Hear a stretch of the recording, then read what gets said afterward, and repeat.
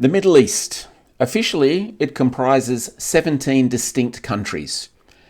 And whilst they all don't always get on or always see eye to eye, if we're really honest with ourselves, there's only ever been one country which has been at the root cause of all of their conflicts. I'm Bintang Bernie, and this is Friday News Review.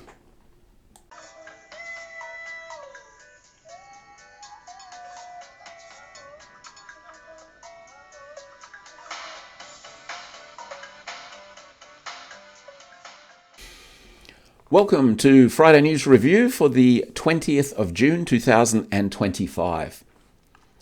Israel and Iran. Well, that's going well, isn't it? After decades of provocation by Israel, where Israel has bombed Iranian facilities, killed its military personnel, murdered its civilian scientists, and attacked and bombed its embassies, when that didn't produce the provocation or the reaction that old boo-boo Netanyahu wanted, he resorted to his last trick, basically all-out war. Make no mistake, ladies and gentlemen, Iran, despite what our propaganda-armed media is telling you, is defending itself against a foreign aggressor. It has been attacked in an all-out war, and it is responding.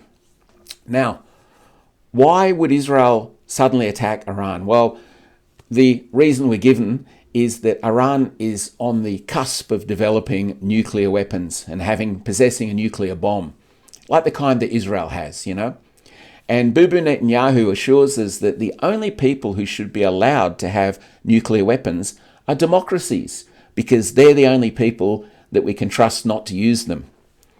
Little history lesson for you, boo-boo. The only people who have ever used a nuclear weapon and dropped it on another country were a democracy. And if you think Israel's a democracy, well, that's another one of your lies you're giving us. However, old boo-boo is concerned, and he has the evidence because, the Israeli intelligence services are so good. They're the best in the world, Remember how they saw that attack by Hamas coming? Yep, nothing gets by these guys. So here's an intelligence service that can't even see a major attack in its own country, and yet it has all this evidence about Iran. But the evidence is there. What I want to do, I want to show you now a little clip from Al Jazeera where Netanyahu explains why he had to attack now, why now is the time, because now is when they're going to provide, now is when Iran is going to get the bomb. So just have a little look at this. Excuse me for the video quality, it's not the best, but it will explain to you why this had to happen right now. The most dangerous of these regimes is Iran. I believe that only the United States can lead this vital international effort to stop the nuclearization of terrorist states. But the deadline for attaining this goal is getting extremely close. Time is running out. By next spring, at most, by next summer, they will have finished the medium enrichment and move on to the final stage. From there, it's only a few months, possibly a few weeks, before they get enough enriched uranium for the first bomb. Iran could produce the nuclear detonator, maybe under a year, maybe only a few months. If not stopped, Iran could produce a nuclear weapon in a very short time. It could be a year, it could be within a few months, less than a year. So, as you can see, Iran has been on the verge of developing nuclear weapons for some 33 odd years now. Looks like those Iranians don't rush anything, eh? The truth of the matter is, the real honest truth, is that Iran has abided by all of its obligations regarding nuclear fuel. It has signed the Nuclear Non-Proliferation Treaty. It has allowed inspectors to come into its country, look at its facilities and its enrichment programs. I mean, how else do you think Israel got locations of where everything is, the names and addresses of the people involved? Well done, CIA and MI6. Contrary to that, Israel has not signed the Nuclear Non-Proliferation Treaty and refuses to allow any inspectors to come in and examine its nuclear facilities. And yet, why is that never mentioned? Why is that never talked about in the public arena? Even to this day, American intelligence officials have said Iran does not have nuclear weapons and it does not have a nuclear weapons program. And the great irony in all of this is that everything Netanyahu has done is giving Iran every reason, every impetus to develop a nuclear weapons program. In fact, if Iran already had nuclear weapons, like Israel, this war wouldn't be happening, would it? Iran would be secure. So we've given Iran every reason to actually break all of these obligations. And remember, there was a treaty in place with the United States, which was working perfectly, where the United States were monitoring Iranian enrichment. Because to put a nuclear reactor together, to run a nuclear power station, you do need to enrich uranium, okay? But it's the percentage that matters. You need to get up to about 90% for weapons-grade fissile material. You can run reactors at around about 3%. And in fact, the Non-Proliferation Treaty allows you to go up to, I believe it's 3.5% enrichment. So some enrichment is required. That was all going well. It was being monitored until, what happened? In his first term, Donald Trump withdrew from the treaty. And, so we're the ones to blame here. We're the ones that have caused the issues. Iran all along has been compliant and has abided by its responsibilities and international law. Israel and the United States never do, unfortunately. So where has this left us now? Well, Netanyahu's plan has always been to draw America into a war, to bomb Iran, to destroy Iran, because Israel can't do it on its own. And as he laid out in his 1995 book, and you find these people, they're nothing if not honest. In 1995, Netanyahu explained how he wanted to topple governments in the region and redraw the map of the Middle East as he saw fit. Never mind about the people who live in those countries and what they want. And of course, we keep getting told that Iran is a repressive regime. I love all these pejoratives that we put in the news now. Even in ABC, our government-owned propaganda arm, there was recently an interview with a so-called Middle Eastern expert telling you about Iran and how it's difficult to get information out of there because of the regime. It's funny, they don't have a government, they have a regime. And the interviewer was agreeing how difficult it was.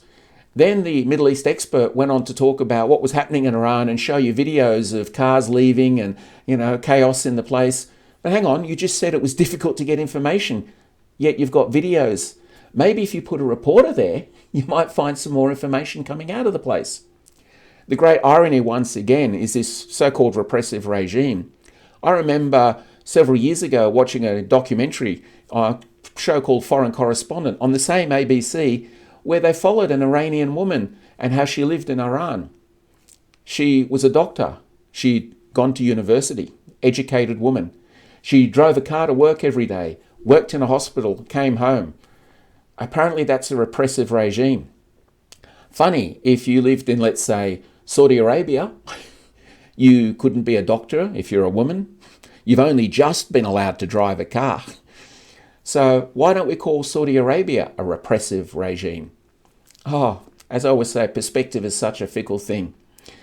However, what's happening now, the danger is that the Americans are getting increasingly drawn into this because, as we know, America is Israel's bitch. I mean, I laugh when they talk about, Russian interference in American elections. And as we now know, the Mueller report said that was absolute bullshit. It was lies. Russia never interfered in America's elections.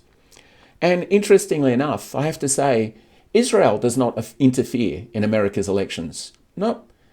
Israel runs America's fucking elections. Israel runs America's government. Whatever Israel wants, America does. So you can mark my words, eventually the Americans are going to get involved in Iran.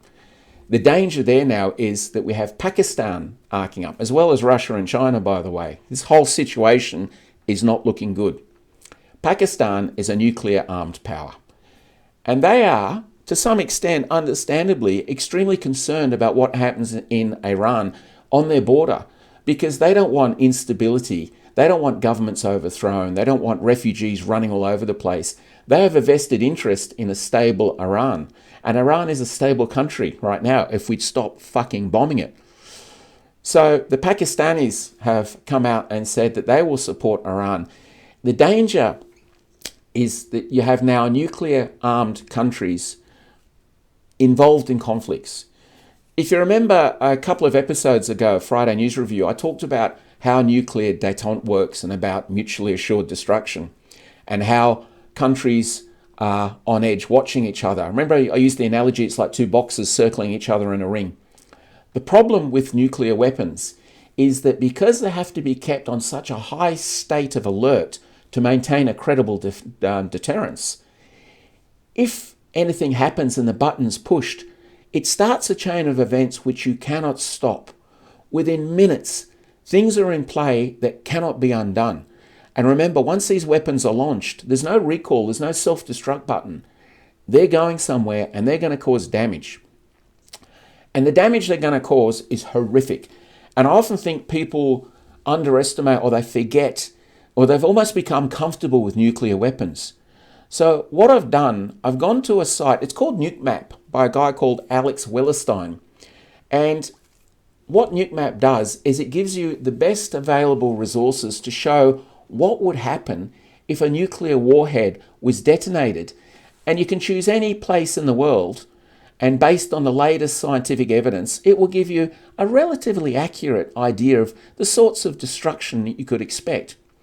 So what I've done is I've decided to show you with NukeMap what would happen if a nuclear weapon hit Sydney. Now, for decades, we've talked about the threat. We talk about the Russians, the Chinese, the North Koreans. What I've done is, in using this map, I've actually selected to show you what would happen if one of our missiles hit Sydney, to give you an idea of the destructive power that we possess, the threat that we pose, the threat that all of these other countries have been living under for decades. Countries like Iran, like Russia, like China, where we've been pointing our missiles at them, just as they've pointed them at us. And remember, we were the first ones to do it.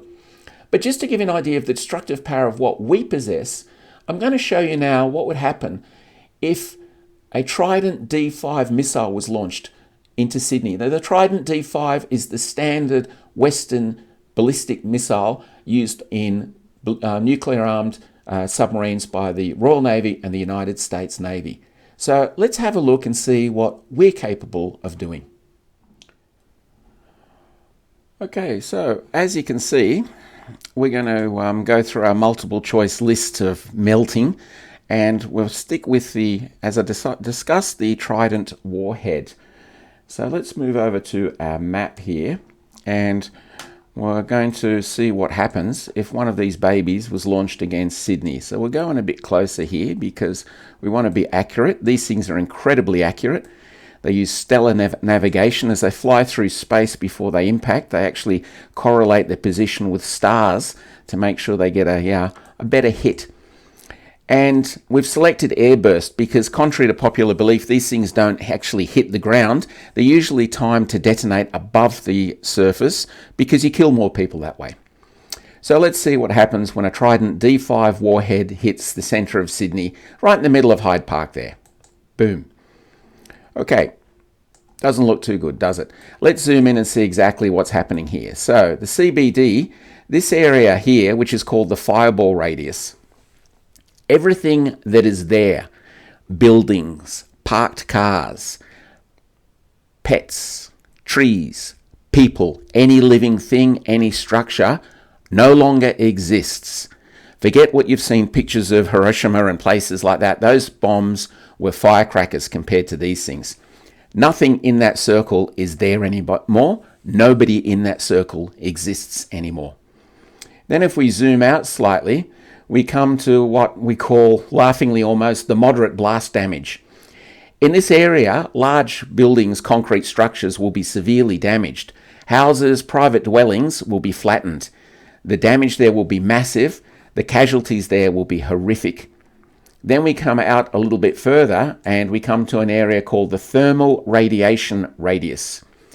This is the area where every single person who's out in the open, who hasn't taken shelter, will instantly receive third-degree burns. Their skin will be hanging off. They'll be hemorrhaging through their skin. If they have any hope of survival, they will need urgent medical care. So if we zoom in a bit, you can see that extends throughout the entire eastern suburbs, down to Botany, out through the west to Five Dock, up to the north, almost as far as Chatswood. Anyone standing outside there is now in agony and basically dying. Then we come to the outer circle. Let's have a look at what that is. That's what we call, once again, almost, Orwellian language here, the light blast damage radius. In that area, you have 1 psi of overpressure. So what happens is all those large buildings with glass windows and glass frontages, that glass will shatter and shards of glass will be flying around everywhere. Anyone out in the open will be lucky to avoid serious injury. And as you can see, we're talking an area that extends to DY, out west, the whole of Sydney Olympic Park, all those big glass hotel structures there, they'll all be shattered, down as far as Sans Souci and Sandringham. A massive area of destruction caused by this warhead. But wait, there's more. The Trident D5 doesn't have one of these warheads. It has 4. So let's put a second detonation at Parramatta, which would be a likely target. And we detonate that, and once again you can see the areas of destruction. The inner area of Parramatta looks like that's around the station there. Nothing exists there anymore. It's just vacant ground. Everything and everyone who was there is gone. Then you have the moderate blast pressure area around the outer circle there. That's 5 psi of damage. So once again, individual dwellings, small houses are flattened, large buildings are heavily destroyed.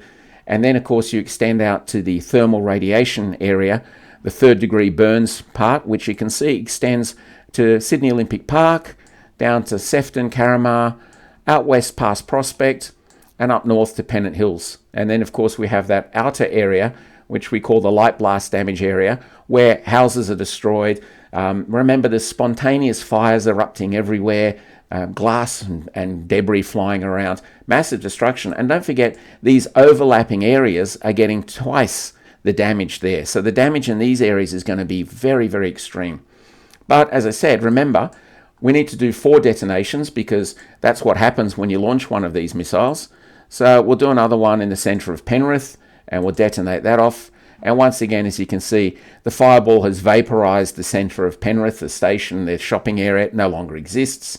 There is massive blast damage out around Penrith, out to an area, if we zoom in a little bit, as far as St Mary's, Warrington. So, for example, your infrastructure like your hospitals out there, they're almost destroyed, virtually destroyed. Then you've got your thermal radiation area extending out past Lapstone and Glenbrook. And, of course, your blast damage radius, well, that extends out almost to Springwood. And once again, we get overlaps here. And let's not forget, there's one more to come. Okay, so we have another detonation, which we'll put down to the south here. Okay, let's just choose an open ground. Let's be generous. We'll choose an open area there. And we detonate that. And we find that once again, there's a fireball. Nothing that was there exists anymore. Then we have our blast damage radius, our thermal radiation radius. So anyone walking around the streets in Campbelltown is now lying in the gutter dying. And outside of that, of course, we have the so-called light blast damage area, which is extending as far as Liverpool. So just to give you an overview, that's the damage caused by one Trident D5 missile were it to hit Sydney. Now remember, American submarines, the Ohio class, were built to carry 24 of these babies. They reduced them to 20 generously as part of the Arms Limitations Treaty. The British Vanguard class were built to carry 16. Apparently they carry less operationally. But just assuming that one American submarine has the capacity to take out 20 cities in Australia. Look at the damage there. Now that just gives you an idea of what our missiles can do. But now we're going to look at something even worse. Well, that's brought the mood down a bit, hasn't it? I think we might all be drinking a few drinks extra tonight. Pretty depressing stuff. But it gets even worse. Yeah, but wait, there's more. Recently here in Australia, our Minister of Self-Importance, Richard Marles, handed the keys of the country over to America. Now, I know we've been a dog on a leash for America for many years, but this one takes the cake. I mean, who puts these lunatics in power? Oh, we all did.